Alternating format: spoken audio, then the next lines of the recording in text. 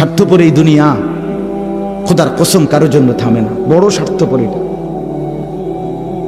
আগের গাড়ির 3 জন প্যাসেঞ্জারও যদি রক্তে ভাইসা যায়, মইরাও যায়, পিছনে জ্যাম বাজলে এরা শুনতেছে যে সামনের গাড়ি অ্যাক্সিডেন্ট করে 2 জন লোক মরে গেছে, এরা এরপরও চিল্লায় যে পুলিশ কই, রাস্তা ক্লিয়ার করে নাকা, মূল্য মরছে না মূল্যটি সরাও। কারো হাতে সময় নাই। স্বার্থপর এই দুনিয়া, কারোর জন্য থামে না রে বাপ। হ্যাঁ, যেদিন বাপের জানাজা পড়ে, যেদিন বাপের লাশ কবরে দাফন করে, সেদিনও বংশধর সন্তান ছেলে মেয়ে ঘন্টাখানিক 2-4 ঘন্টা কাইন্দা কাটটা হইলো, রাতের বেলা ঠিকই ভাত খায়। হ্যাঁ, খায় না? পাশের ঘর থেকে খানা আনে, আবার ওরা ঠিকই খায়। স্বার্থপর দুনিয়া যে,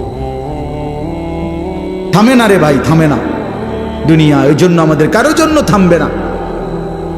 তুমি আমি মরে গেলে শেষ। আবারও বলছি এই কথাটা, আমি মরে গেলে এরপরে পৃথিবী যত আধুনিকে হোক না কেন, আমার কি কথা বুঝছেননি? আমি মরার পরে যদি সবার ঘর স্বর্ণের বাড়ি হয়ে যায়, তো আমার লাভ হইল কি? আমার মৃত্যুর পরে যদি সব মানুষ আধুনিক হইয়া চাঁদের দেশেও জায়গা, আমার ফায়দা কি?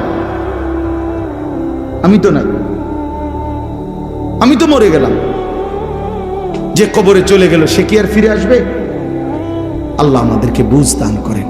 এই জন্য ছেলেরা রাত গভীর